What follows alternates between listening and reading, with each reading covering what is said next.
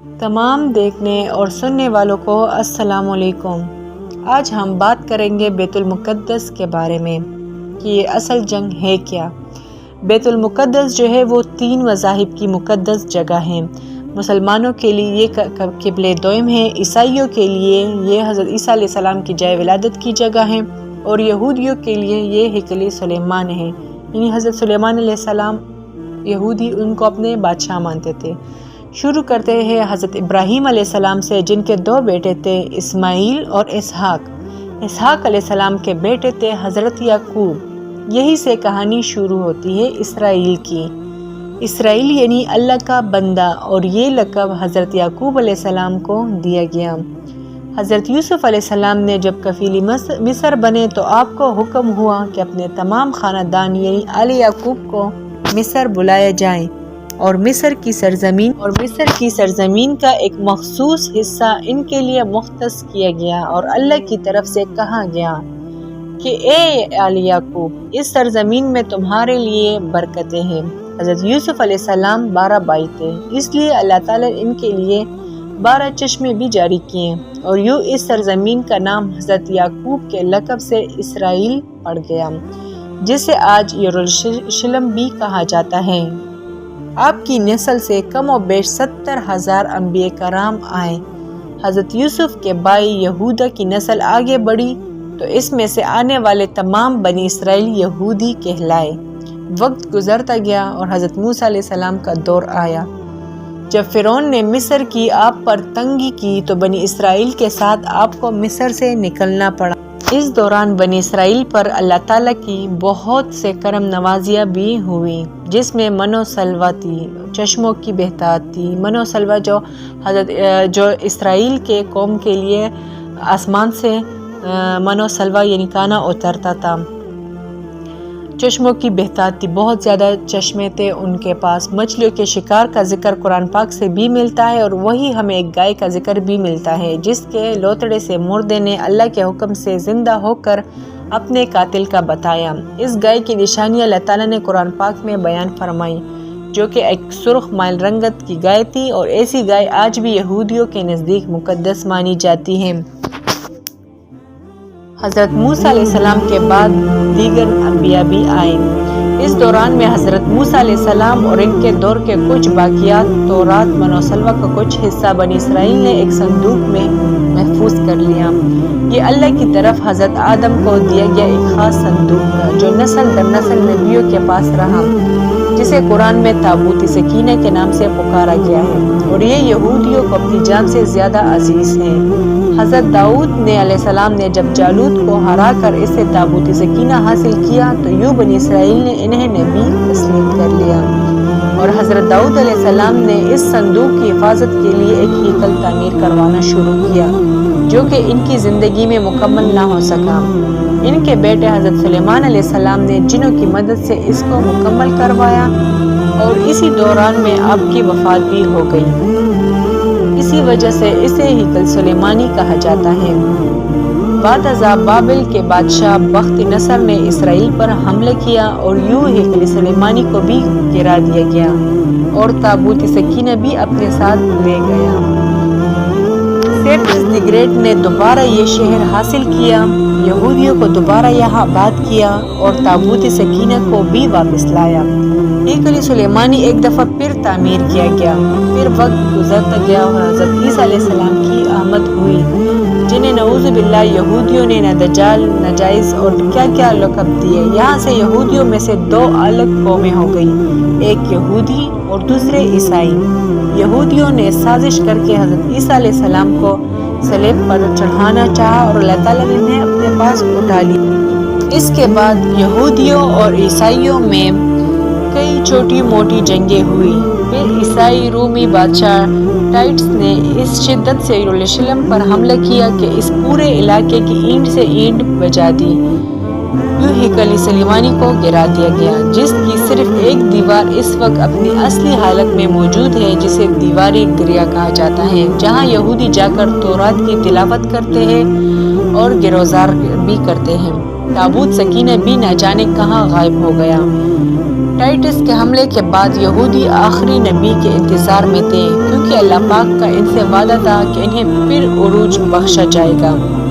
اس وعدے کا ذکر سورۃ بقرہ میں بھی موجود ہے کہ اے بنی اسرائیل، ان نعمتوں کو یاد کرو جو تم پر کی گئی اور اپنا وعدہ پورا کرو تاکہ ہم بھی اپنا وعدہ پورا کریں۔ قیامت کی نشانیوں میں سے ایک نشانی یہ بھی ہے کہ ہیکل سلیمانی کی 3 دفعہ تعمیر ہوگی، جو کہ 2 دفعہ ہو چکی ہے۔ یہودی اپنی مسیحا اور آخری نبی کے انتظار میں تھے کہ ٹائٹس کے حملے کے 500 سال بعد نبی آخر الزمان کی ولادت ہوئی۔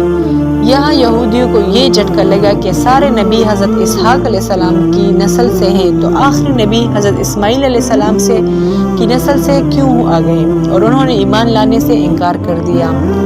مسلمانوں کے لیے بھی وہ انبیاء کی ہی نشانی تھی، اس لیے ہیکل سلیمانی کو بیت المقدس کا نام دیا گیا۔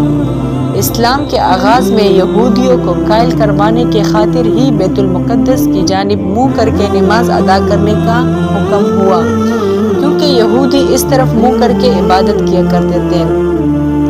17 ماہ بعد ہماری عبادات کا رخ بیت المقدس سے بیت اللہ کی جانب موڑ دیا گیا، کیونکہ مسلمانوں کا شروع سے قبلہ اول وہی رہا، جیسے پہلے حضرت آدم اور پھر حضرت ابراہیم نے تعمیر کیا۔ حضرت عمر رضی اللہ عنہ کے دور حکومت میں اسرائیل یعنی یروشلم پر عیسائیوں کا قبضہ تھا۔ بیت المقدس کے ہی احاطے میں انہیں گرجا گھر تعمیر کیا ہوا تھا، اور عین تابوت سکینہ والی جگہ وہ گند پھینکا کرتے تھے۔ یہودیوں کی نفرت میں یروشلم کی فتح کے وقت حضرت عمر وہاں گئے تو عیسائیوں پر برہم ہوئے، وہاں صفائی کروا کر مسجد تعمیر کروائی، اور قرآن میں موجود معراج والے واقعے کی نسبت سے اس مسجد کو اقصی کا نام بھی دیا گیا، یعنی حضرت محمد صلی اللہ علیہ وسلم کو جو معراج کے لیے وہ گئے تھے تو وہ وہی مسجد اقصی سے بھی گئے تھے، اسی لیے یہ بہت زیادہ مقدس ہے، مسلمانوں کے لیے بھی، یہودیوں کے لیے بھی اور عیسائیوں کے لیے بھی۔ یہودیوں کی دیوار گرہ بھی اس احاطے میں موجود تھی، تو زائرین کی حیثیت سے انہیں بھی وہاں آنے کی اجازت دی گئی۔ خلافت عباسیہ کی یروشلم ایک مسلم شہر رہا۔ اس کے بعد عیسائیوں نے دوبارہ یروشلم پر حملہ کر کے اس پر قبضہ کر لیا۔ صلاح الدین ایوبی نے عیسائیوں کے خلاف 50 سے زائد جنگیں کر کے بیت المقدس دوبارہ حاصل کیا، اور پھر 700 سالوں تک یہ خلافت عثمانیہ کے زیر سلطنت رہا۔ یہودیوں کو بھی دیوار گرہ تک اپنے مذہبی اقدامات کی آزادی رہی، اور یہودی آہستہ آہستہ پھر یروشلم میں آباد ہونا شروع ہو گئے۔ اس دوران میں کئی بار انہوں نے خلافت عثمانیہ کے سلطان کو پیسوں کے عوض یروشلم انہیں سونپنے کا لالچ دیا، لیکن ناکام رہے، اور پھر دوسری جنگ عظیم میں عیسائی سپاہی ہٹلر نے چن چن کر یہودی مارا۔ قریباً 60 لاکھ کے قریب یہودیوں کا قتل عام کیا گیا، اور یہ در بر بھاگنے پر مجبور ہو گئے۔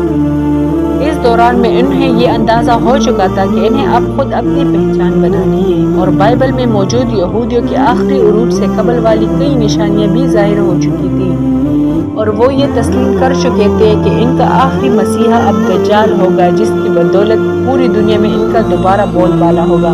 انہوں نے برطانیہ سے ساز باز کر کے خود کو الگ ریاست تسلیم کروا لیا۔ یوں اسرائیل باقاعدہ ایک ملک کی صورت میں دنیا کے نقشے پر ابھرا۔ پھر آہستہ آہستہ انہوں نے فلسطین اور دیگر مصری علاقوں پر بھی قبضہ کر لیا۔ عرب ممالک اسرائیل کے خلاف جنگ پر آئے، لیکن اس وقت تک یہ خود کو اتنا مضبوط کر چکے تھے، عرب ممالک کو اس کے ایک چھوٹے سے ملک سے منہ کھینچانی پڑی۔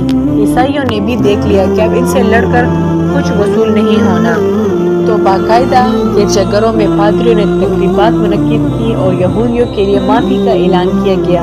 یوں سیاسی اور اقتصادی مفاد پرستی نے 2000 سالوں سے ایک دوسرے کے اصلی اور جانی دشمنوں کو ایک صف پر لا کھڑا کیا، اور قرآن کی بات بھی سچ ہو گئی۔ یہود و نصارہ ایک دوسرے کے دوست تھے۔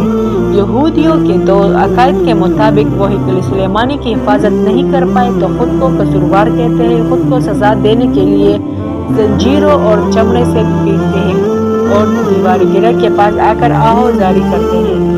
وہ ایمان رکھتے ہیں تیسری بار انہیں پوری دنیا پہ حکمرانی حاصل ہوگی، اس کے لیے انہیں مسجد اقصی کو گرانا ہوگا، جس کی تیاری وہ کر چکے ہیں۔ کب سے مسجد اقصی کے نیچے بارودی سرنگیں بچھا دی گئی۔ اس کے بعد ہیکل سلیمانی تعمیر کر کے تابوت سکینہ وہاں رکھنا ہے۔ تابوت سکینہ بھی وہ دوبارہ حاصل کر چکے ہیں، لیکن مسئلہ تھا سرخ گائے، کیونکہ ان کے عقیدے کے مطابق وہ ناپاک ہیں، اور جب تک پاک نہیں ہو جاتے ہیں قلعہ سلیمانی تعمیر نہیں کر سکتے، اور پاک ہونے کے لیے سرخ گائے کی قربانی دینا ہوگی۔ وہ گائے جس کی نشانیاں قرآن پاک میں بھی بیان کی گئی، جو اس وقت بھی انہیں ڈھونڈنے میں مشکل ہوئی تھی، اب بھی 100 سال تک وہ ویسی گائے کی تلاش کرتے رہے۔ ٹیکنالوجی کا استعمال کرتے ہوئے بچے پیدا کرنے کا کامیاب تجربہ کیا انہوں نے، پھر اسی تجربے کی بدولت ویسی نشانیوں والی گائے پیدا کرنے کی کوشش کی گئی، لیکن ناکام رہے۔ 2019 میں ایک امریکی ریاست سے 5 عدد ویسی گائے انہیں مل گئی، جن کے جسم پر سرخ رنگ کے علاوہ اور کوئی بال نہیں تھا۔ انہیں کبھی کام کے لیے استعمال نہیں کیا گیا۔ اگلی نشانی کہ ان پر کسی بیماری کا اثر نہیں ہونا چاہیے۔ پوری دنیا میں کووڈ پلا کر مختلف جانوروں کے ساتھ انہیں بھی ٹیسٹ کیا گیا، اور ان پر اس بیماری کا کوئی اثر نہیں ہوا۔ یہ گوگل میں سرچ کر کے آپ تفصیل سے بھی پڑھ سکتے ہیں۔ الغرض قرب قیامت اور دجال کے حضور والی تمام تر تیاریاں وہ مکمل کر چکے ہیں۔ اپنی مرضی کے ڈاکٹر، انجینئر، بچے پیدا کرنا، 9D ٹیکنالوجی کی مدد سے ایک جگہ ہوتے ہوئے کئی جگہوں پر موجود رہنا، اپنی مرضی کے موسم بنانا، جب چاہو بارش برسا دینا، چند دنوں میں پوری دنیا گھوم لینا، یہ سب دجالی نشانیاں ہیں جو آج کے دور میں کوئی مشکل کام نہیں ہے۔ ہمارے اسلام میں بتائی گئی نشانیوں کی انہوں نے اتنی اچھے سے تیاری کر لی کہ غرقد درخت لگا دیے۔ غرقد درخت جو ہے وہ انہیں پناہ دیں گے۔ جس جگہ احادیث کے مطابق دجال کا حضرت عیسیٰ علیہ السلام کے ہاتھوں قتل ہونے کا ذکر بھی موجود ہے، اس جگہ وہ دجال کے فرار کے لیے ایئرپورٹ بنا چکے ہیں۔ یہ سب تو قربت قیامت کی نشانیاں ہیں، اور قلعہ سلیمانی نے بھی بن کر رہنا ہے۔ پھر اصل جنگ کیا ہے؟ اصل جنگ عقائد کی ہے۔ ہم اپنے عقائد میں اس قدر کمزور ہو چکے ہیں کہ نماز پڑھے یا نہ پڑھے ہمیں فرق نہیں پڑتا، اپنے بہن بھائیوں کا حق کھا کر خوشی محسوس کرتے ہیں، اور فرقوں کے خرافات میں الجھے ہوتے ہیں۔ فلسطینیوں کے لیے سوائے دعا اور احتجاج کے ہم کیا کر سکتے ہیں؟ کیا ہم اپنے عقائد کے اتنے مضبوط ہیں کہ ڈالر کے بہکاوے میں نہ ہیں؟ کیا ہم یہودیوں کے مقابلے میں نکلنے والے خراسان مجاہدین کی لسٹ میں آتے ہیں، یا بس سوشل میڈیا کی تماشائی ہیں؟ آج اگر دجال ظاہر ہو جائے تو توبہ کا دروازہ بند ہو جائے گا، اور ہمارے آخرت کے لیے کیا تیاری ہے؟ اللہ ہمیں دجال کے فتنے سے محفوظ رکھے، آمین۔